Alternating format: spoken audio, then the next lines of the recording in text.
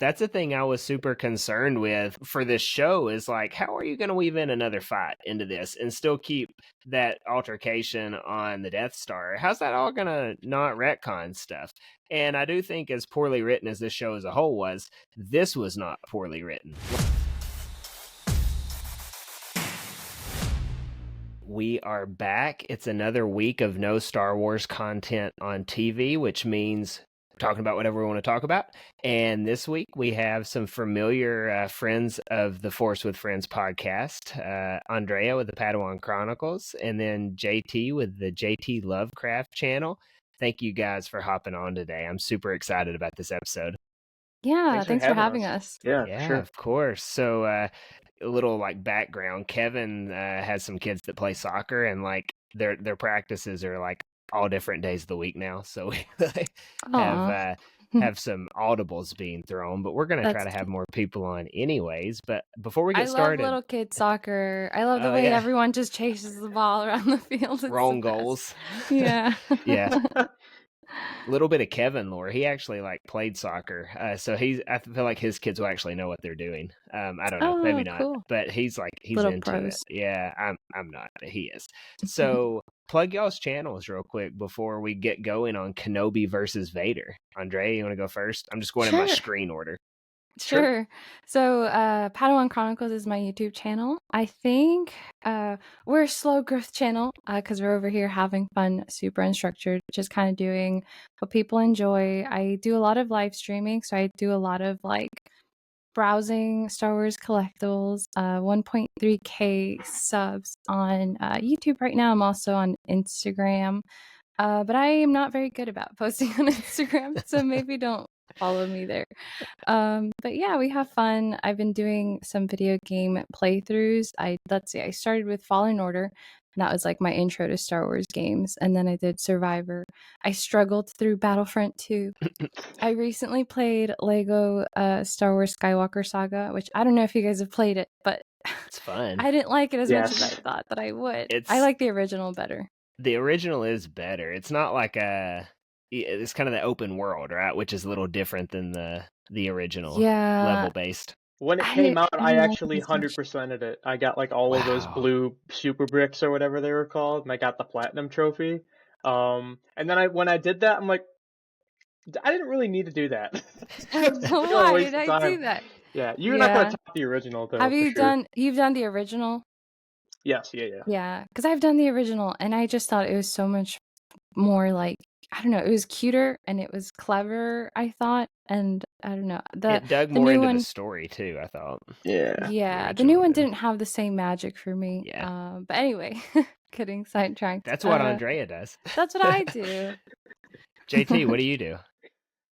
Yeah, so you can find me on Instagram at j.t.lovecraft, just like it's spelled here, if our tags are visible. That's my main thing is Instagram. I just kind of post whatever, whenever I want. It's mainly an archive for me, but if other people find it cool, then that's awesome too.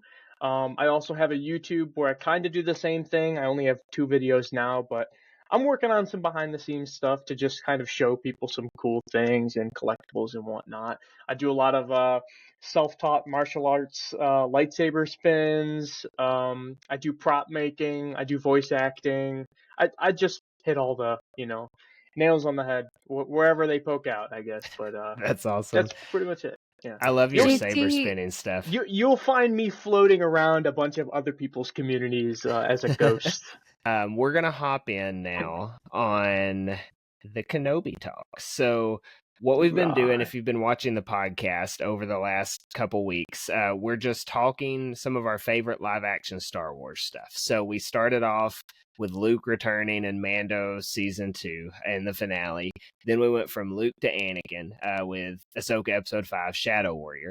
And then this week we're talking not the whole episode for the Kenobi finale, but the Vader versus Kenobi, which in my opinion is the greatest lightsaber duel that Disney Star Wars has produced. I think they did an incredible job in this very, we'll talk about it, but a very quick altercation between the two.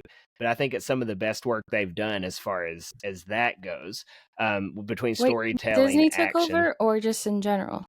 since Disney took over. Oh, okay. Okay. I was In gonna say it's general, not it's better than Mustafar. no. In general, it's probably like a top 5, but no, since Disney took over, so since Oh, that's so. 2012. Have you ranked lightsaber battles yet? Yeah, I have, and I need to do a new one since we've had some new ones since I've last done Yeah. that. We did a tier ranking on it one time, but I need to do that with the new Acolyte stuff, because some of it was pretty good in the I want to Acolyte, the see lightsaber duels. where the Sabine versus, was it like the ghosty thing? Who did she fight that stabbed Sabine? Oh, Shin? Was it Shin that stabbed Sabine? I want to see Yeah. where that Yeah, ranks. Low. Low. Ranks real low. So what we're gonna do, we'll just kind of go through, these scenes as they are. We'll clip it together here and there, and then just kind of react to it and give our thoughts as we go. So this actually comes in, you can see here, about 14 and a half minutes into the episode, if you can see Mhm. my ticker down here. And the crazy part is it ends by 26. So it's like less than 12 minutes of a 50-minute episode, which kind of blows my mind because there's other stuff mixed in here too. But I digress. I may complain about that a little bit later. credits But too. yeah, credits too. Yeah. So the backstory, if you've never seen Kenobi, he lures Vader to this desolate moon, so these survivors in this hidden path can make it to safety, and also Leia will be safe, young Leia. So that's what is going on. Obi-Wan's the decoy. Vader goes alone to get him, and the rest is kind of history here. Look at that. Just Darth Vader being all menacing and whatnot. You gotta love it. And was Hayden in this suit the whole time Think so. for this? Yeah. I wonder that anytime I watch Kenobi, like at what point is Hayden in the suit? Well, I Yeah. think it goes on the same bounds as how he felt in the prequels, where he wanted to do all the stunts himself. So the majority of the Yeah. time was him, yeah, because he had that kind of Right. Oh, pride yay. about it. Okay. I'm glad you told me because I love knowing that. I feel like it changes the viewing experience. I know he's not exactly the right height for Vader, so he has to Yeah. wear like huge platform shoes. Yeah. Or they But just kind of distort it a little, I guess, too. Yeah. They yeah, can give like some force film tricks. perspective, maybe. Yeah. Let's see here if Yeah. this is where Obi-Wan draws his saber. I thought they did really good shooting this as well, like even with the volume, because it's not like the easiest thing to pull off in the volume. But and this series really kind of shows that off very well, where it looks kind of clunky in some episodes. But this scene particularly, I think they did okay.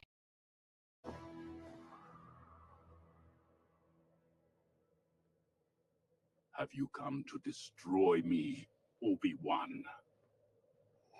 This I is will so do good. what I must.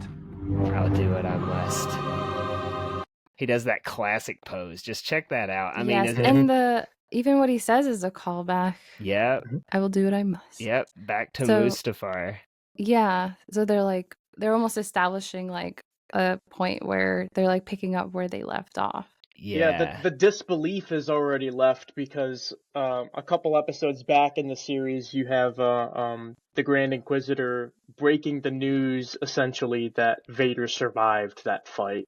Yep. So this is kind of like, there's a different weight behind "I'll do what I must" in this compared to the one in Mustafar, where it was like, all right, I'm not backing down. You're my friend, but I'm gonna have to put you down if I have to. This is like, I'm gonna finish what we started, Yep. Yep. He thought he had done the job, but Yeah. apparently not. That's why Yeah. you always got to make sure you see the body, right? Like that's film 101. But this pose specifically, I don't know about y'all, but like pre 2022, when you've got Obi-Wan doing this pose, like did y'all's mind go to animated Obi-Wan? always first for this, because I always think like Obi-Wan in Rebels doing that, like the old man Obi-Wan against Oh, Maul. really? Hmm. And No, now I thought of him. you Well, go to I Revenge of watched the this Sith. show before I ever watched the animated any of Oh, the animated shows. okay, But I would think about all the times he did it in the live action film. right. My So in mind the always went to Rebels. Yeah, Mm. in the 2008 Clone Wars, the animated one, in the Zygerian Slavers arc, Obi-Wan is inside of this giant tower at the top, and there's these like commando droids pointing at him, and he's like waiting. I can't remember. He's like waiting for like a call, like a okay, like a green light for something to say like a bomb is defused. I can't remember exactly what it is, um, but he does that pose, and then he snaps out of it, and he just like Star Killer like lifts up the droids, crushes them in a ball, and then like slams the ball like nothing happened, you know. So he's got that just intimidation factor Yeah, off the get go. yeah. And now this scene too. This is like this. I hate to call it fan service, but it does make sense for it to mirror. So we're not going to call it fan service. But Vader's line here, the callback is so good. Then you will die. I'll do what I must. It's not you will try. Yeah. It's you will die. Which And Anakin's taking a darker turn, if possible. Well, and here's the other thing when it comes to trying, do or do not, there is no try. That is But true. But I think he's also aware that Kenobi's out of training. You know, he's not off the heels of the Clone Wars like he Right. was when they battled in Mustafar, where he was literally like lightsaber dueling every single day Mhm. in the Clone Wars. This guy hasn't been able to train in like a decade. Right. So he's rusty, but I feel like his resolve is there more so now than it was on Mustafar, because Obi-Wan was still very much attached to Anakin. At least in Kenobi's eyes, he's like, oh, my teenage son has just taken a bad turn. Is there a part of him I can save? Whereas now he's seen that after a decade, Darth Vader has not relented. He's not yeah, turned back to the light side. So at this point, I feel like his resolve is there, but his training is not. as Right. Well, well as the line where he says "and you will die." That's a callback to Rebels as well, with yeah. Ahsoka revealing, and I will get to that later when we get to the point. But when the mask gets split, and you know Anakin is revealed to be Yeah. still under there, she's like, I can't be with that, and then he immediately turns back to Vader. The eye starts to flame Yeah. up, and he's like, then you will die. Reignites the saber. So Yep. No, that's true. They really did take a whole picture of Vader here, and I'm sure we'll talk about it a little bit later too, of the mask cracking as well. But like the fact that you can kind of wrap in obviously Revenge of the Sith, and then you've got a little bit of Vader in Rebels, which is like pretty big lore type stuff, and then you got a little bit of Vader here, so you got to kind of keep building on those short scenes that you have with Vader. I think they do a really good job with this, as to where this series doesn't necessarily do that all the time as far as keeping the story on point and moving in this big picture of Star Wars. This particular short window does. Also, him saying you will die. I mean, he had like just a few days prior drug Obi-Wan through a bunch of coals and just absolutely whipped him on whatever planet that was. So like he's probably pretty confident going into this one. Like, man, I can't believe he came back. yeah. So here, and I just want to show like I think they did such a good job filming this. Once it gets going, like I know it's just kind of like a distant shot, but I think the blue and the red just clashing on this really opaque, not colorful planet. I thought that was a good move for them.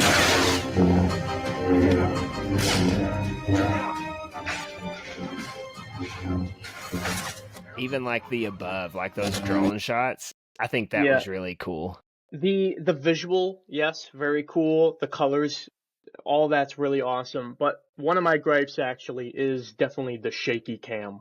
The camera was like, it's like, no man, I want to focus on the action, dude. Or like in the sky and stuff. Cool I wonder why they perspectives, chose to but do that. I don't know.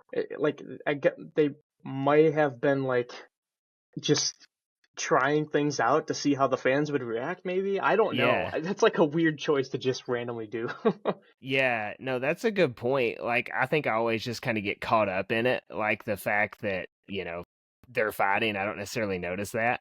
But yeah, that is a good point. They do a lot of shaky cam, but then from here, it does go away from this shot for a little bit, right? Like you've got this going on, and then it takes you right back to Tatooine, which I don't necessarily want to complain too much about this, but I will say that it kind of seemed like a pace killer when they would go away from the most epic thing that Disney has thrown on screen since they've bought Star Wars, and they're like, oh, by the way, don't forget we have this Inquisitor that knows about Luke Skywalker here. So I don't. That's like my biggest complaint out of all this. I 100% agree too, because even when you use the inverse, when you go back to like something about the Mustafar fight, Obi-Wan versus Anakin, and that, when it cuts out of the scene, it cuts to another fight. Like the pacing is still kept up, like the tempo is still high. When you cut from Anakin and Obi-Wan,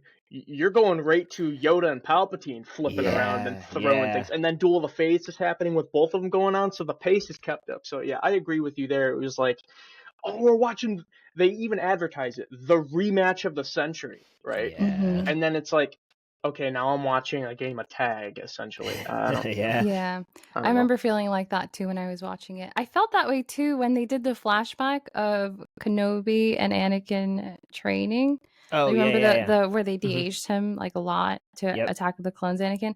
I remember they cut away from that and then would cut back to it all throughout the episode. And I remember being so frustrated, like, don't do this to me. I waited so long for this moment that they've been teasing. So I remember that was really annoying. I will commend them, though, on this one, because that was super frustrating. I felt like thematically there was nothing going the same there. It would just go back here and then to the story at hand.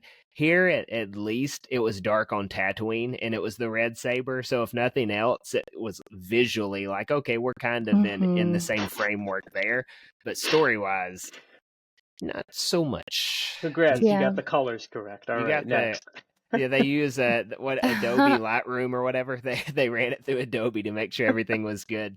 But it does cut back here. And talking about the volume, because if you're not familiar with the volume, it's just that, circular semicircle thing they record in that they use in Mando.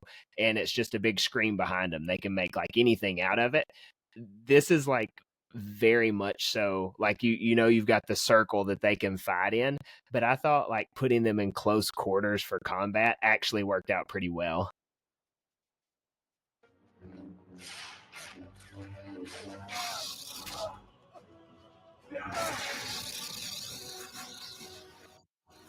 And those shots there too, where it's just the saber on saber flashing red and blue, I love that. I appreciate the speed that they're going to as well, because obviously it ties in with the characters of the show. Obi-Wan is rusty. He's not been tuned up to his, Jedi skills. Vader is in his prime. He's fresh in the suit, and he is fulfilling the Emperor's bidding, right? He's going out and he's slaying people left and right. So it's a nice transition when you go into watching A New Hope, because Obi-Wan is still kind of on the side of being collective. His moves are not as quick as Revenge of the Sith, where it's like, it's perfect mirror matching. He's kind of always on the defensive now.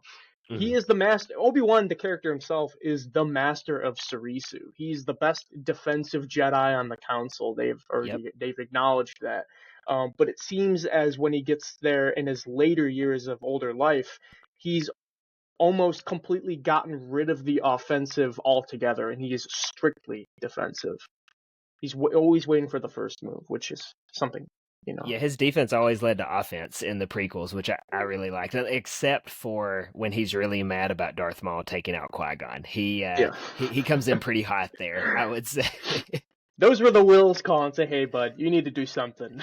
Yeah, that's like my all-time, like, if you could choose 10 seconds of Star Wars to watch on loop for the rest of your life, it's Obi-Wan like getting pumped up and then coming out of that whatever that is on Naboo when they're fighting in the plasma. The laser gate, yeah. Yeah, but Vader, he grabs the upper hand right here. I thought this was like, because you always see the lightsaber stuff and it's cool, but also, Vader's super kind of slowed down for his fighting, right? Like he's all mechanics, he's more stiff now. So how are you gonna like give us this big rematch with a stiff Vader? Well, we're gonna let him throw Obi-Wan in a hole and then throw rocks at him, which I thought was like, I did think that was like super menacing for Vader to do.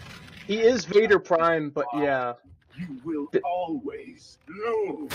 It's so good. Like, that's the Vader you want to see. Like, putting Obi-Wan down in a hole. I don't know if anyone had that on their bingo card for this episode, but I did not.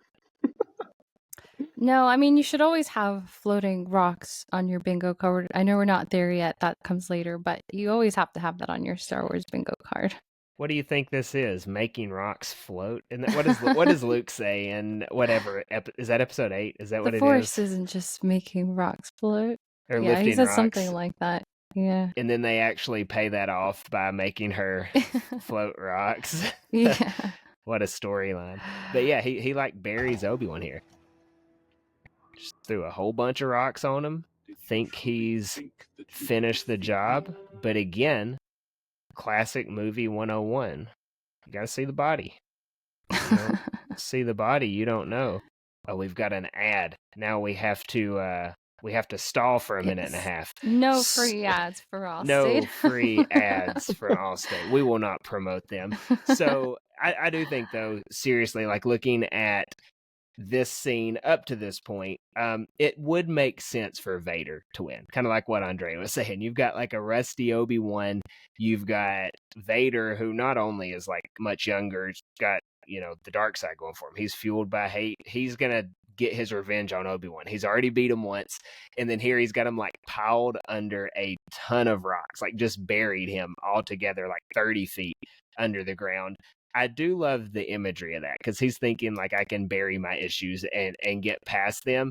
But as you see kind of later at the end of this episode, that doesn't happen because Palpatine's talking to him and he's like, you seem like you're still a little upset over this Obi-Wan thing. Like he's kind of calling him out on it like a parent would a kid. Like, I feel like you're still mad about what happened earlier.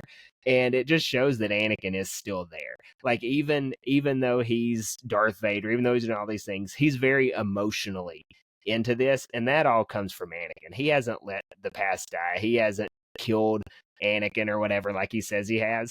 He's very much Anakin wanting his revenge for what Obi-Wan did to him. And I think how aggressive he is in this fight kind of shows that very well. There's that idea too of the dark side also is kind of like possession.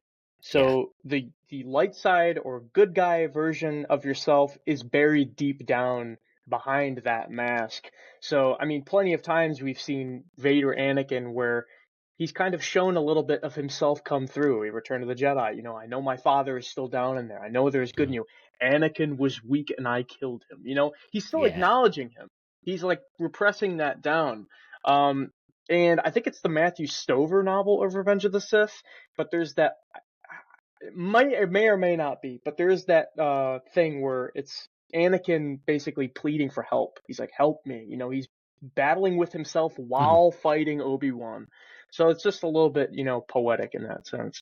Yeah, no, for sure. I think you're right on that novel, by the way. That's a good one. It's got so much little like mental tidbits and what's going on there that obviously it's not canon, but I do like that a lot.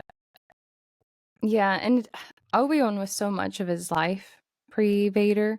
So as much as he hates Vader in this moment and wants to seek revenge, he's still a lifeline to him back to the light, which is obviously why Palpatine kind of cuts that off and is like, no more of this search, you're done. Yeah.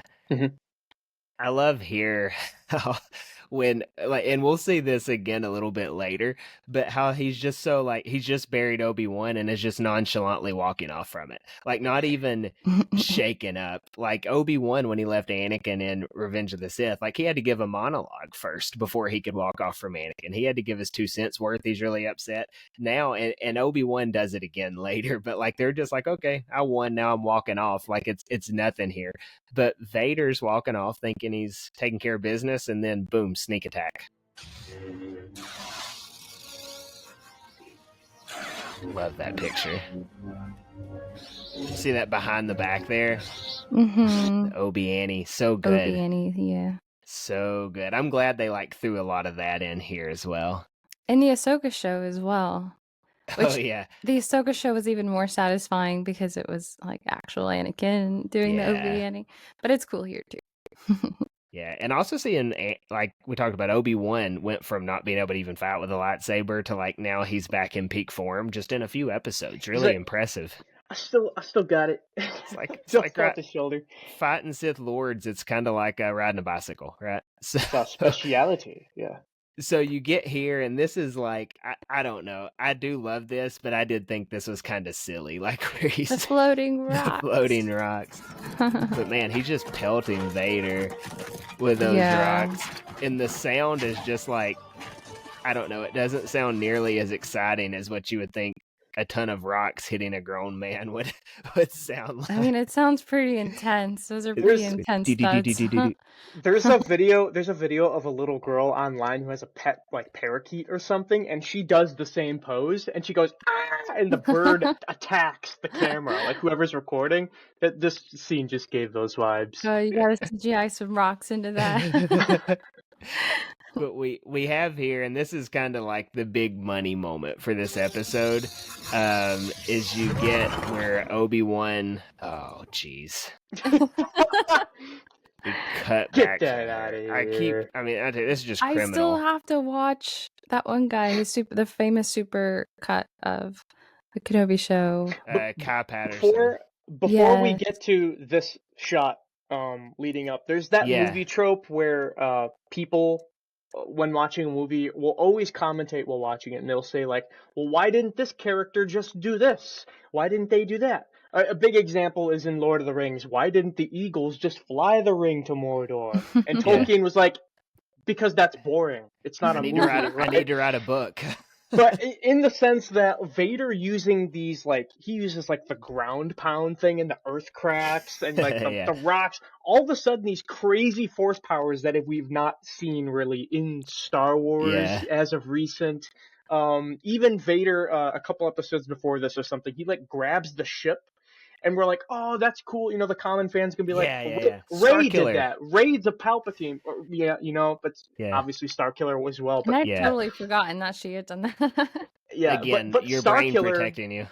yeah, the PTSD. But Starkiller, that's a video game. It's the Yeah. Force Unleashed. It's supposed Right. those Force abilities are supposed to be for a video game to show you the Force times 10, you know? Yeah. Because Mhm. even in the movies, I think the most amount it even goes is like in the Phantom Menace when they like dash down the The super hallway. speed. Yeah, you know, it doesn't get as goofy as that. I mean, these abilities are cool to see, but they kind of break up the fight in a way that it just Yeah. throws me out of it a little bit, you know? Yeah. I don't like what you were saying about the hole, you know, like Yeah. Mango card. I'm cool with the throwing rock. I do think like when Obi-Wan's sitting there with his arms up throwing the rocks, I thought that kind of like looked goofy. But I think Vader throwing the rocks, and may just be my bias to Vader and Empire Strikes Back, but it reminds me of when he's throwing this stuff at Luke on Bespin. Yeah. You know, like how he's showing him the power of the Force. But I think Obi-Wan's just kind of one-upping Vader there with the rock. Like, okay, you can throw rocks. I can throw them all at the same time. So A good example of how to do it well is like what you just said with Empire Strikes Back, where he's not even using his hands. He's like He's just using the swinging his saber. lightsaber Yeah. down, and they're just coming at Luke, you know, and he's Yeah. like, oh, he's getting hit. But the Old Republic cinematics, I think it's Mhm. Hope. I don't know what the one with Satele versus Malgus is, but he throws like a tree at her and she like cuts it in half or something like that, you know. Those But are wild. it's not like constant, you know. It's like Yeah. a quick little tactical saber, boom, boom, boom, one just to throw you off. You know, Yeah. it's calculated. It's satisfying to watch that way.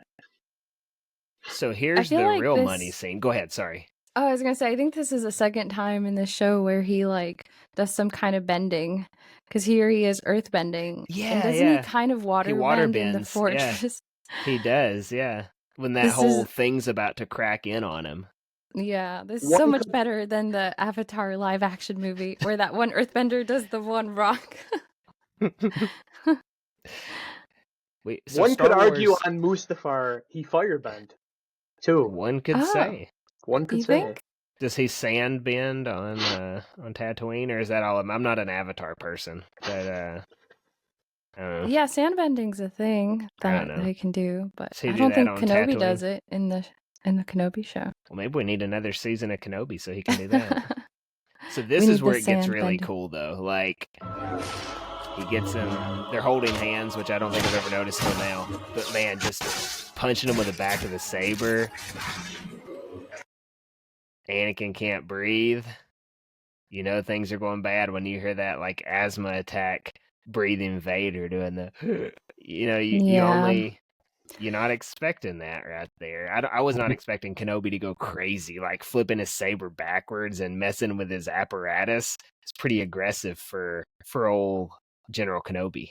I wonder if there's a double meaning here, and this is something you don't even think about when you're watching it, but when you break it down to this extent, it kind of occurs to you. Is there a double meaning in Kenobi going for his Darth Vader suit equipment? Because it's almost like, yes, this is what makes him vulnerable if I can destroy this box thingy, but also this suit is not him. So in attacking the suit, he's almost like avoiding, like, I don't know, cutting off another one of his bionic limbs. I don't know. I feel like maybe there's like a subtle, like, double meaning to that. It's like going to an anger management class. You punch the mannequin. Yeah. I can confidently tell you the Kenobi showrunners did not think that hard about this. You don't think so? Otherwise, the rest of this season would not have turned out the way that it did. Oh, yeah. But I do like that, though. That's my new headcanon now. Is like he's taking away all the Vader aspects from Anakin to like peel back that layer to Anakin. I really like that a lot. Can you picture it in written form, in novelization form? And then I struck the box that made him a monster or something. That would be so good if they had this in novelization, because I know they have a comic version, but comics don't always give that in depth. Now, JT, don't hate me on this, but like you don't get 3 paragraphs to explain what's going on in Obi-Wan's head, right? You get a few bubbles. So no, that's perfectly. I think it would be cool. Yeah, Vader's also the comic boy headrunner. Anything with Darth Vader just sells because I think with Star Wars comics, Vader is like the most used character out there in that media. Mm-hmm. Yeah. No, I'm with you. I buy the Vader comics. I'm only one little 4 comic series behind on the latest run of Vader comics. 2020? Okay. Yeah, the 2020 ones. I got to buy one more, whatever they're at now, like 30 or 40 something where they're at. Oh, trade paperback, you mean? Like that collects like the last few issues, or? I just have the digital ones on my iPad, and so like the I think it's the George Pack ones is what it is. So I just got a few more to read there to be caught up until they do. I think they're actually finishing it up. But yeah, like Vader sells, but he goes for the life support, which again for Kenobi we talked about earlier. He's more of a defense to offense guy. Well, he's just like going after trying to kill Vader. It appears here like he's pretty sure he's going to do what he must. Go ahead. It almost seems like a dirty play, because if you watch like him on the other side of the laser gate during the Phantom Menace, Maul uses his physical hilt to kind of like throw Qui-Gon off, just to get a little quick stab in. So this is like, all right, parry, boom, pommel, jab at you. When you find yourself fighting your ex-apprentice who hates you and is now like 6'7" and all iron, you gotta do what you gotta do if he can't breathe. Hits him with another rock there. See, that's what I'm talking about. Just a quick little tactical rock. Yeah, that was sick. I don't remember that happening. Like I didn't remember how he got distance. Like he got a little bit of distance there. And then he's about to go in for the cut. I guess, am I just replaying the rock? No, he's about to go in. So, like, he gets him there. He's set way out there. And now, is it realistic to jump this far and, flash your saber at a guy's head? I don't know, right? Like, I don't know that this would actually work. But he jumps like 50 foot to get Vader. I'm not gonna lie, Will. Every time. So good. Every So time good. that you play it, I forget that we're doing a podcast. Oh, you think we're live? And I'm just Watching like, the movie. no, I just forget that we're doing anything but watching it. And I'm Yeah. like, why did you pause it? And I'm like, oh yeah, we got to talk about it. Well, Just you- warning you We guys. can't go to YouTube, There, Joe. I've already been there before. just Well, warning, there may be tears. There's you, not a single time I've been able to watch this scene and not tear up. you made that comment where I don't know if it's practical, where he jumps like 50 foot and makes Yeah, the slash. Well, I mean, back at their fight on Mustafar, they just make it that's true. inside of the the control room, and Yeah. Anakin leaps across like Yep. two The tables. double leap. Yep. Yeah. I just watched that the other day just because for me, we were talking about like our comfort Star Wars before we started filming, and mine is like Ahsoka for like the latest stuff. But just throwing on Revenge of the Sith, Return of the Jedi, those are like my two that I can just go back and forth on as well. And man, when it gets to that, and I mean, he obviously they can leap and do whatever because they're like swinging from ropes and hitting each other, and they're jumping on that big rig thing. So I guess it's not the craziest thing they've done in a fight with each other, if that's what we're going by. But yeah, so we get here and you see that he slashes the Vader mask, and we see Anakin here. We're probably about to get another ad, but we'll pause it and go ahead once we get there. Oh, that sound. Yeah, it's so good. And Obi-Wan's like getting his distance, which is kind of interesting because I mean, Anakin can't breathe at this point, but he's getting his distance. He knows that he's probably won here, and I guess he's getting his monologue ready to deliver again, because we know Obi-Wan always has to deliver a good monologue when he finishes fighting Vader. I don't know what the deal is with it, but he always has to do that. You were my brother, Anakin. Yep. And man, he like Anakin truly we'll get there, but Anakin is truly messed up at this point. Or Vader, like he cannot do anything. He's super mad, but he can't do anything about it, which I think is it the only time we see Vader that way in all of Star Wars? Super mad, like in the suit, super mad, can't do nothing about it, because when he gets to Return of the Jedi, he's standing by Palpatine's side again after he gets beat. So it's not like he's in a losing position there. I think this is the most vulnerable we see Vader in the suit in all of Star Wars. Well, I guess one could also say that he's been dealing with this the whole time, because after his fight on Mustafar, Vader knew that Obi-Wan was alive and he escaped somewhere. So he always has that thing in the back of his mind like, I never got the job done.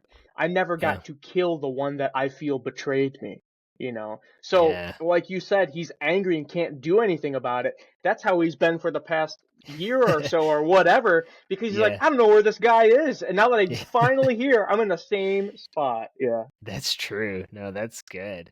I like to. This is the obvious symbolism. If you've watched the Rebels, this and obviously Return of the Jedi. But like, Ahsoka gets the one side of Vader's helmet, and Obi-Wan gets the other side. But then only Luke can actually take the helmet off. I do think that was intentional, the way they went about it there, and I think that is some like S tier writing as far as like going over the course of playing this up to Return of the Jedi. I think that's some really good stuff that they pulled off there. Yeah, you took my point, man. It takes the son of the chosen one to fully redeem and reveal Yeah. the helmet of Vader. And even when you see Kenobi slashed, there's like a big scar on the top of his head where the helmet is. I think that's also a great choice to kind of tie that in seamlessly. Yeah. But then again, you have Ahsoka and Obi-Wan. They're not part of Anakin. They are friends, they are mentors, family to an extent. Yep. But Luke is a part of Anakin. Like, he is the key. So yeah, that's perfect. And we know, I mean, Vader partly does it for Leia too, because his last words are "Tell your sister." Tell your sister. Mhm. Yeah. You're right. So it You is were both of right. them. Yep. Yeah. That's good. Let me get this back up here. Sorry, I didn't realize that Yeah, I wasn't sharing. and people, people say, the show isn't as good as it could have been. I will agree with you on that. Disney has some L's, they have some W's, but back in the day, growing up, we used to wait a good amount of time just to get 3 minutes of the 2003 Clone Wars, article. Yeah. So I'm not really concerned Yeah. about watch time. I'm already conditioned to that. Yeah. But if the show didn't come out and this is the only scene we got is the fight and then this monologue, I'm happy. It Yeah, adds amazing. This is all we so needed, really. much. Yep. Right? Like they should have gave us Yeah. just a short of this, but it adds Mhm. so much to Star Wars as a whole. Like if you're going to watch A New Hope, Kevin and I have talked about this before, but there's a couple ways to go about it. You go about it from the Rebels versus the Empire. And so you watch Rogue One and then A New Hope. You can go that direction and it pops you right into the war and you see where you're going. Or you can go the Force side of it and you can watch the end of Revenge of the Sith. You can watch this 12 minutes of Kenobi and then you can go into A New Hope and you see like this culmination of this turmoil that's going on, this rivalry that's going on. And it puts Star Wars in the lens of Anakin versus the lens of Luke when you go at the original trilogy, and Star Wars is through the lens of Anakin. At least that's the way I watch it. I think that's what George Lucas has said as well. And so if you watch it that way, you see how Luke Skywalker steps into this thing that's been going on for decades. And I think that's a really cool way to watch it. That's my preferred method. Although I do love Rogue One. That's the way I like to go about A New Hope. So here we go, Andrea. You got your box of tissues? No, I'm not ready. We'll skip around on it. Okay. Obi-Wan cannot believe it. Anakin. This is where I cried. He says Anakin, and you're like, oh, is this going to be like an emotional thing with Vader? Like, are we going to get a little bit of Anakin out of this? No, we're not. We are going to get all Vader. Anakin's gone. Anakin's gone. So he's done all this to get there to Anakin. But this part is Anakin. Well, in between, because it'll do the red light on his face back and forth, and then you'll get the James Earl Jones voice in there too. But he looks angry, but he's not maniacal like when he's Sith Anakin. Like he does like the crazy grin, but he's upset and his eyes are blue here. So this part is like Anakin. That. This is Anakin asserting Anakin is gone. And then this line, JT's already said it, but that is such a good line to add to Vader's repertoire of good lines. Mm-hmm. I am what remains. I am what remains. And then you get, like, as you go through this, you get the flashes of blue, and then you get the flashes of red. And it kind of goes back and forth. And that's not a new thing for Star Wars to do that. Like when you want to know something bad's happening, it'll flash to red back and forth. That happens in The Force Awakens with Han Solo, Kylo Ren on the bridge. It has that the Starkiller base, the red kind of comes in when you see that Kylo Ren is actually really going to stab Han. And so they kind of use that tool here as well, which I don't mind it. I think it made it look good.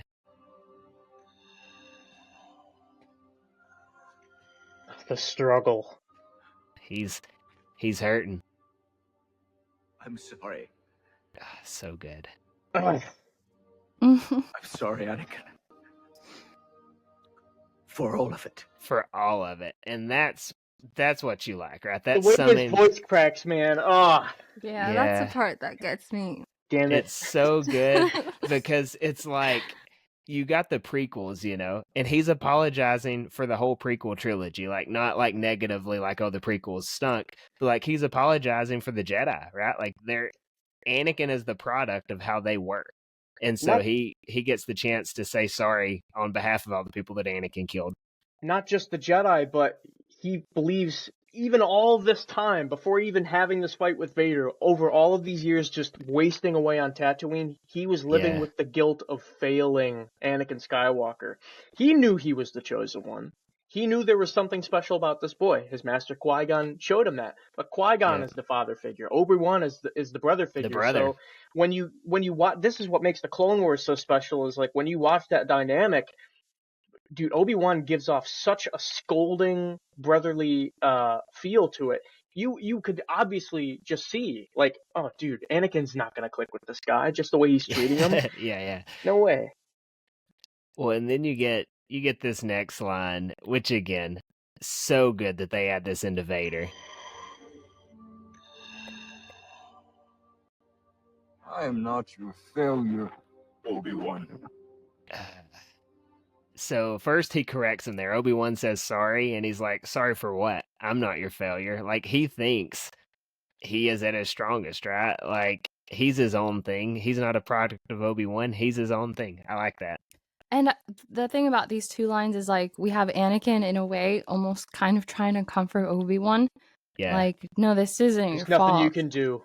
Yeah. And then, but on the other end of that, then there's Vader wanting to take full credit for being the one to kill the chosen one. So it's just crazy, like, how there's things happening on these, like, multiple levels. And they're both true at the same time, right? Like, you get from a certain point of view, I suppose you could say that they're From both a certain right. Like, point of view. and also I love that, like, one of the biggest people would say holes or whatever in the original trilogy is where, like, Obi-Wan's just consistently lying to Luke about Vader not being his or killing his father, and then it's like, well, actually, that's what he told me, actually. So I'm that's why. Yeah. I'm actually That's just what he passing said. on information from the horse's mouth. Like, that is not. Ask your dad about it. He's the one who told me this. It still works in A New Hope though too. When Vader says to him, when I last left you, I was but the learner. Now I am the master." Yeah, he's still a learner now. I mean, even though he's got this kind of pride about him that he believes he's in control, like, haha, I am suppressing Anakin. I killed him. Don't worry. There's nothing you can do. Obi-Wan's like, dude, I punched your life support box. You are crippled on the floor right now. Yeah. You are still the learner. No, that's a good point. And that was one thing, I don't know about y'all, but that's a thing I was super concerned with for this show is, like, how are you going to weave in another fight into this and still keep that altercation on the Death Star? How's that all going to not retcon stuff? And I do think, as poorly written as this show as a whole was, this was not poorly written. Like, they made sure, hey, we're not going to mess this up. Like, yeah, Vader's going to get to beat Obi-Wan once, but Obi-Wan has to win to keep that line intact. And I think they did a really good job with that. I mean, I love this scene. I think it's great. So I think they did good there. I don't know who all they consulted during this. I don't know how involved. Well, yeah, or George Lucas. I don't know how involved everyone was, but whoever they consulted, they did a really good job because the dialogue is so good. They definitely protected their asset, right? Like, making sure that things stayed the way they needed to be. You can't. This isn't one of those things in Star Wars where if you ruin it, it's like, oh well. It's like, Go ahead. I was just gonna say, well, if you didn't have this show, it still works regardless because it was set up that way. The end of Revenge of the Sith has Obi-Wan delivering the kids, to Tatooine to take them away. Vader goes on, and he was last left the learner still. He was still on the losing end. Yeah, for a completely unnecessary show, I think they did a good job. Like, we didn't need it. It's just like a cherry on top, right? I think they do give us those nuggets here. After I heard the rumors, had been circling for a few years, I did need it for sure. You can't just dangle a carrot like that and then not come through. Come on. No, but it was worth it. I mean, people have a lot of gripes and complaints with this show, which I think have a lot of merit, but ultimately it was all worth it. Just for these 12 minutes of cinema. Especially like this 45 seconds of dialogue here. Yeah. Didn't kill Anakin Skywalker.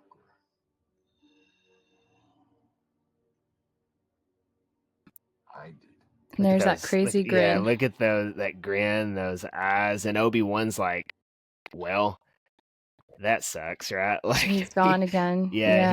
He's gone again. And I love how it's when Anakin's talking, it's hard for him to talk even because, I mean, the box has been hit, right? Like, he's bringing up everything he has just to tell Obi-Wan off. Like, he hates him. And it's so good to see that. Like, not, it's not good, but, like, it's cool that they put it in there. Yeah.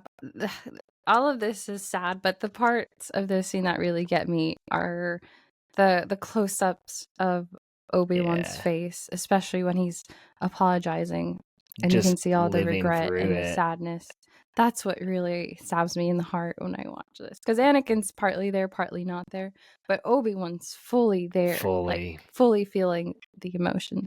That's true. And then this is what I was talking about, like the blue and the red. At this point, we're all Vader. Like as far as the messaging going from him, this is not Anakin. This is Vader. The same way, I will destroy you.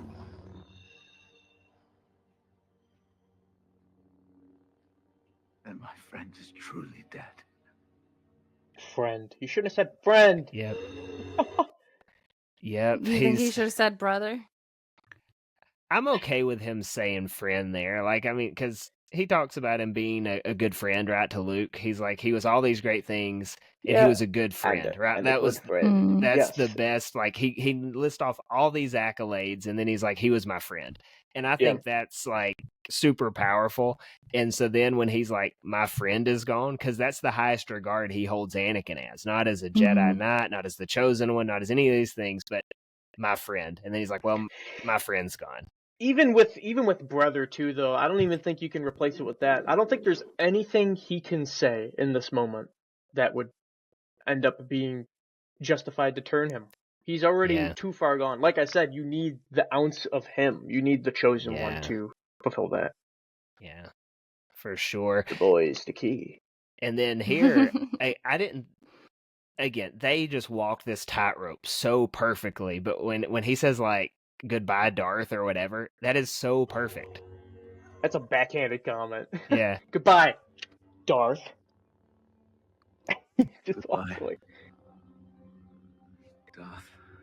And then that sets you up for the whole, here we are on the Death Star, and he just calls him Darth, right? Like, that's the last thing he called him, and then picks back up, and he's like, you're only a master of evil, Darth. Like, it's another little, like, zinger at him, right? Like, he's not going to call him Anakin, he's not going to call him Vader, he just calls him Darth, and that's the last thing he heard him call him after he beats him again. And so I do think that was just the way they handled this whole thing, setting up episode 4, they did really good with this one portion here.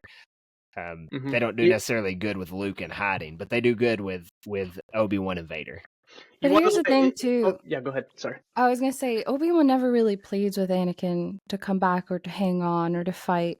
Like, we have that very glimpse, like, hopeful Anakin. And then Anakin says, Anakin is gone. And then Obi-Wan just kind of takes that for fact. He's never like, is he truly, though? Is he truly gone? Can you bring him back? Can you try to, like, stay in control?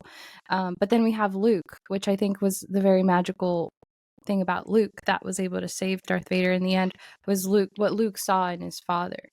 Like, I know there's good in you, which also harkens back to Padme. And the way Padme saw Darth Vader. Like, here we have a guy, a man. He was old enough to be called a man, so we can call him that. The council didn't believe in him. Obi-Wan, you could argue, did not believe in him 99% of the time. And then here, of course, he falls in love with Padme. Padme admires him, his goals and his aspirations for his own life. And so when Luke kind of mirrors the same admiration that Padme held for him, I feel like that also kind of helped to pull Anakin back to the surface. And it hits harder too, because he just calls him Darth. Not just then, but like you said, you're only a master of evil, Darth. Ben Kenobi calling Vader Darth is such a you recognition. Like, I only see him as just Darth. I'm not gonna toot his horn. I'm not gonna call him Vader. I'm not gonna give him that pride. Even I think back to the Clone Wars. He says, Maul has been spotted on this planet. I will finish what I have started. He's eating, and he gets set up by a trap with him and Savage or something like that. And then in another episode, when Dooku reveals himself, he's like, "You're the one they call Tyrannus." They don't call him Darth Maul. They don't call him Darth Tyrannus. Darth is reserved for he who should not be named. The one that fell. No, I like that too. And again, it's the thing that's funny, and I'd said it earlier, like when Vader's just walking away, like super traumatic experience, just buried Obi-Wan under rocks, and he just like walks off. Obi-Wan delivers that line, and then he knows Anakin can't do anything. He can hardly breathe, and so he just kind of trots off. Like, he's just leaving him there, which is kind of a cold thing to do. Like, he's having a full-blown asthma attack, can't move, and like, oh, I'm just going to run away from him because he can't even chase me, Well, right? it's what he did on Mustafar. Some would Yeah. argue that a mercy kill would have been more Yeah. compassionate I than love just that they leaving just him. keep doing that over and over. Like, when they finish this fight, they're just walking away from each other. Like, another day at the office. The Well, second I time, don't think they want the other person's death to be on their hands. I don't think Yeah. they want to be anywhere in the vicinity I was when just the gonna other say, person dies. it's like Batman versus Joker. Batman can never kill the Joker. He Yeah. feels too bad if he does that, so he wants to keep him alive and kind of suffer with himself. This is the Yeah. second time that Obi-Wan has done this to Darth Vader. Mhm. The second time he's mortally wounded him to the point where he's kind of stranded and left to his own devices and can do nothing about it. He has to live with the fact that Obi-Wan is gonna best him because Vader cannot get past that anger and pride. And the way that the Force works too, this is, it's a fictional story. It works however the writers say it works. But like, just the fact that he does walk off and leave him there, like, Anakin still is the chosen one. And so Luke's not going to be the one that takes out Palpatine. It's still Yep. going to be Anakin who brings all this together. So the fact that he does just keep making it out, like Obi-Wan never actually takes him out, turns out to be the ultimate good of this fictional galaxy, right? Because if you take Vader out, Palpatine's just going to keep this show going, right? Mhm. There's not going to be anybody who can best him, and so it works out good that he just, like, almost in the back of his head, he's like, no, he still is going to bring balance to the Force, and I know he's not thinking that, but like, I like that idea. Yeah, I agree with you in the sense also that Palpatine's just going to keep the show running. If Yeah. you look at the DLC of The Force Unleashed, the first game, you the dark side ending is that you take out Vader, but you try to kill Palpatine. It doesn't work too well. Can't go You end up after him. getting, Vader even said it himself in Return of the Jedi.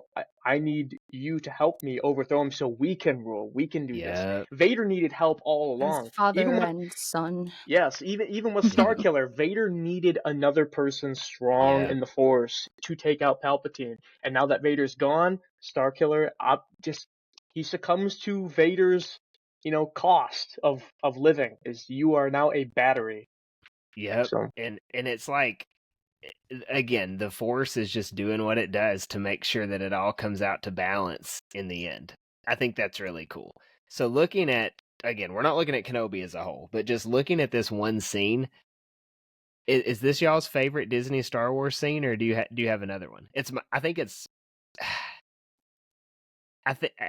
probably mine. I think it's for sure my favorite Disney lightsaber scene.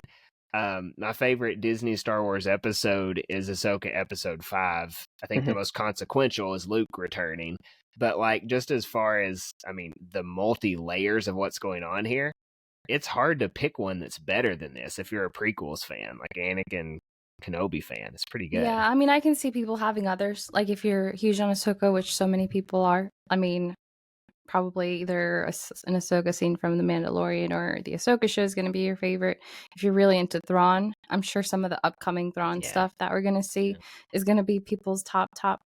But for me, I've always just been such a big, like, episode 2, episode 3 girl with Anakin's story, Padme and Anakin's love story, that I would say, yes, by far, this is the best, like, Star Wars, Disney Star Wars live action for me. Yeah. And I would say second to that would be the World Between Worlds, or what we Yeah. think is the World Between Worlds in Ahsoka. Right. Yeah. Me and Kevin just did an hour on that. That's, again, it's hard for me between these two, but like, just straight up scene for scene, this is probably better. But seeing Anakin, like, is so cool. So I don't know. I definitely have to take pause to really think about it. Like, is this better than World Between Worlds Ahsoka? Because we got live action clones, which is crazy. Because we had, even in the live action, the clones weren't live action; they were CGI. Yeah, not a single one was real. Yep.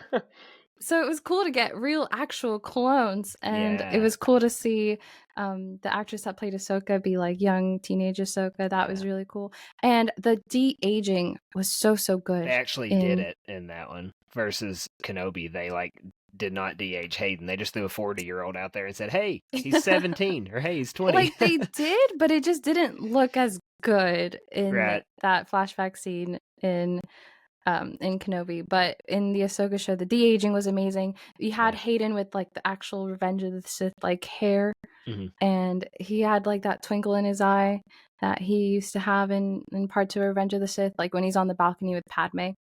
They brought back that twinkle in his eye when he like smiles, Force Ghost smiles at Ahsoka at the very end. So wait, who does he smile at the very end? Ahsoka and Sabine. But which one? It's only one of them that can see It's him. Ahsoka. She stops and turns around. Oh, yeah.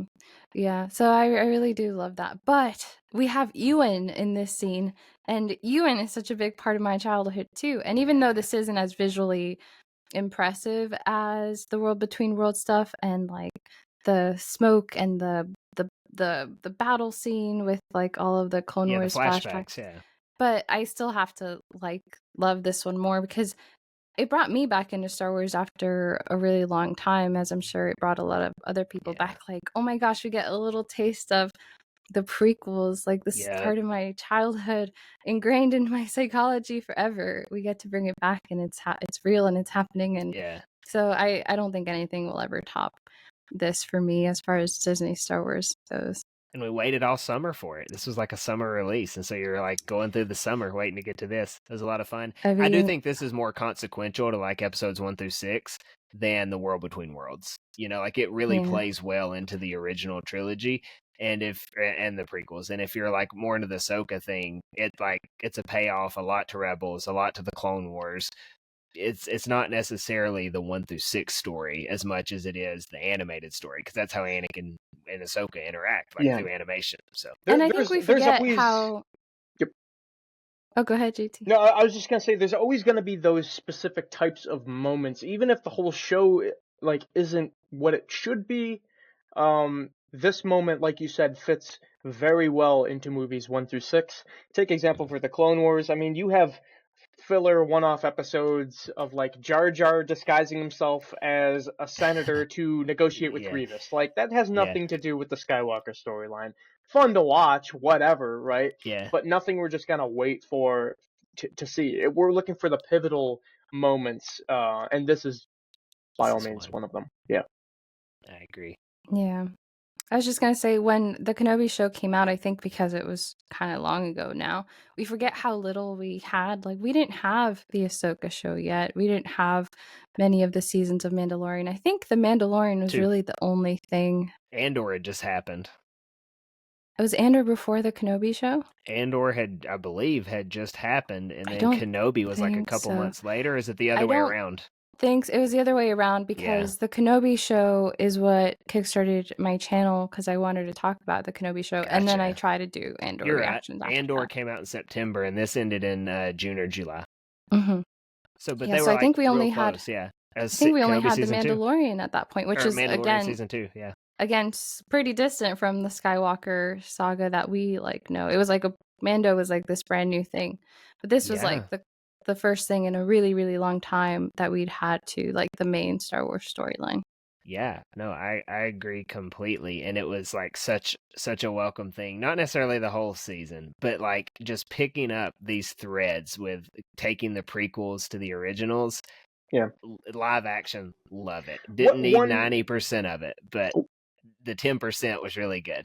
I was going to say, one would argue too, like, we shouldn't be picking up scraps. The whole show should be good. I agree. At the end of the day, I just want cool Star Wars, and I want it all to be cool Star Wars. Yeah. But even during the Lucas era, nothing was 100% perfect too. I mean, people in the Star Wars fandom are always going to complain about the new thing. Give it some years, and we gave it some years now. 3 years or something ago, and we're reminiscing about, man, that was cool Vader versus Kenobi fight, you know? You're right. There's always going to be the new group of haters.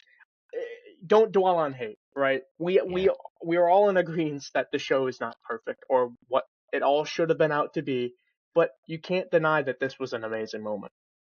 Yeah, I agree. And I'll take all the bad to get this 10% of good here. I think it outweighs it. And if such a short scene can outweigh 6 episodes of stuff maybe you don't like, I think it speaks volumes to how good the scene is. So And it had other good moments. Like I really liked Obi-Wan talking to young Leia about her mom yeah, that and was your really dad. good when Like it wrapped up the you have whole this from thing. your mother and this from your father. And Yeah, I just can't get past Reva. that was sweet. Can't get past Reva. She's so poorly written. Not the actress. She did great with what they gave her. Just in Yeah. general, one of It the should have most been. It should have been a poorly separate show, Yeah. Inquisitorious or Yeah, it would've Tales of lasted about as long I as just the don't like the Acolyte did. Inquisitors as a whole, but that's a whole Oh, different. I love Wait, rabbit as a hole. whole? Yeah. What do you mean? That's a rabbit hole. That's too hot of a take to get Oh into. gosh. We'll be I We're feel like gonna there's have a you- place for them. We're gonna have an Inquisitor episode. Me and You Kevin are, and we're should. gonna have JT on. Andrea, you can come talk about it too. Okay, But yes. we've hit The the Jedi hour mark. turncoats. We're past the hour mark. So Andrea, any stream you're on, you always talk us all into showing off like our new toys and stuff. yeah. So this is the Padawan Chronicles portion of is on an Eopie? Eopie. Eopie. Kenobi on the Eopie. He's got like the horse blinders on. Yeah. Yes. I love this thing. It's like an so elf cool. on a shelf, but a Kenobi on an Eopie. Yeah. Exactly. And I love when they do the little environmental like platforms with the sand. I love this thing. That's a I cool think one. It's so cool. And I think I only paid like $15 for it Wow. at box lunch. What a deal. So, You're always pretty box good lunching. deal. Yeah, I do like my box lunch. JT, what toy you got to show off? Or collectible? It's actually a 3D print. I was gonna promote my Ooh. buddy's business. He printed this for me. That is so cool. Ooh. Yeah, it's 3D printed LucasArts logo. Yeah. So if you guys remember I want back in the early Childhood. 2000s and stuff, when you load up a video game, this is the first thing you see. Yeah. And Mhm. according to that video game, the gold guy would do something completely different. Yep. In the Bounty Hunter game, he would get like the Jango Fett, whatever gear attire going on. The Force Unleashed, he does like the lightning with the saber throw. This guy is tied to whatever game you're doing, and yeah, like you said, childhood thing. So That you is can, so awesome. if you want one of Yeah. these, you can visit my buddy's shop. His name is PMP's Den of Antiquities. He does a bunch of other 3D printed cool stuff Yeah. too. So yeah, Oh, that's awesome. That's so cool. That's like nostalgic right there. Oh, you have another. Okay, Yeah, I Lola. got the Lola droid. I don't think her batteries are working. Oh, she does work. Wow. Yeah. She's kind of cool. I got her at Target. She was also on sale. Can't remember how You much. can't I don't pass know up how a to get her sale. to shut up. Be quiet, Lola. that looks It's like time to size sleep. too. Yeah, 2 scale. Ah! It's gonna be doing that for a little while. Okay, and then I've also got these. I've got Oh, he's got the T whatever Skyhopper. Yeah, those Yeah, are the good. I have Skyhopper. these too. yeah. I love that Lola's just back there talking now. the whole Yeah, time. she's gonna be doing that. I don't know how to get her to stop. She's a good addition to the show as She's well. part of the podcast now. Andrea's like, I don't know if he has any more batteries. Rubs the head and the eye turns red. Oh No. my gosh. Its batteries would not turn off if we wanted it to. Well, she had been sleeping for like a year, so that was actually kind of scary. I thought those batteries would have died right now. And then I got this pop that I'm keeping in the box, In the box. just in case, because Wow, I do. The it- Five it is- Below Kenobi in the box. Yeah, because it's on my bucket list to meet Ewan at one of these Yeah. conventions and get his autograph. I feel like it would be such a bad call to get it on this box though, because usually people try to get the more pricey pops. Get the that more- Walgreens one from Revenge of the Sith. That's what people like to do. Like, the Yeah. higher value the pop, the Lola, shut up.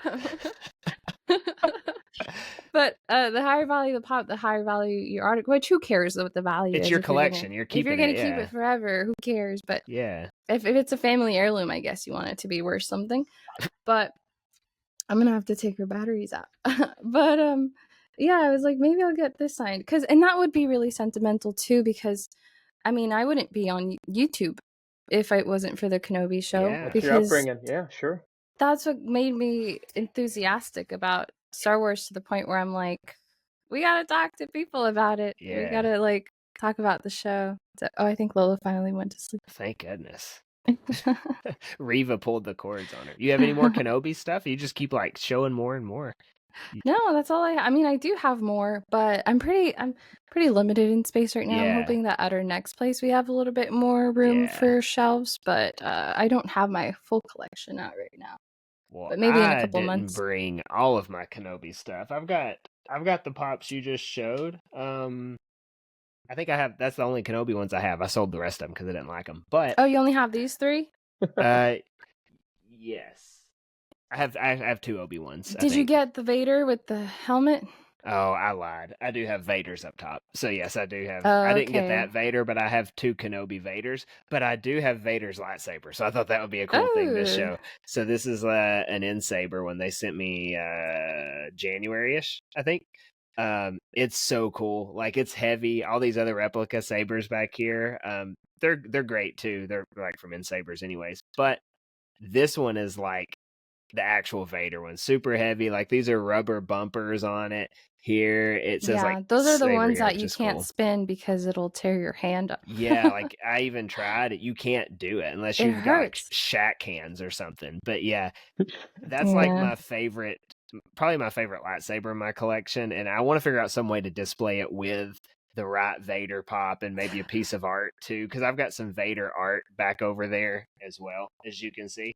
So like I want to get a cool little Vader shrine going at some point. Oh my gosh, imagine a Vader lightsaber with the soundbite from the Kenobi show. Oh, I'm what remains.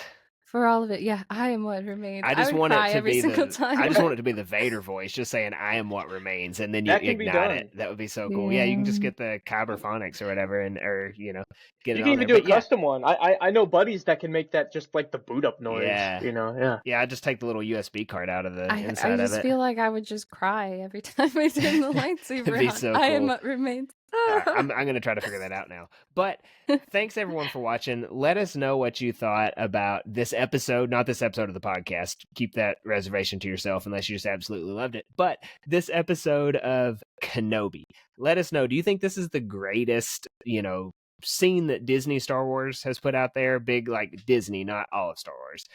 Otherwise, me and Kevin will be back next week.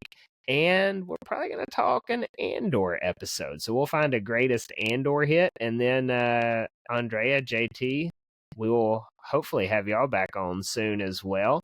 Yes, for the Inquisitors debate. The Inquisitors. That's what we're going to do, the Inquisitors debate. So everyone, I'm going to put their accounts in the description below. Make sure to sub to them as well. Otherwise, thanks for watching, and we'll catch you next time.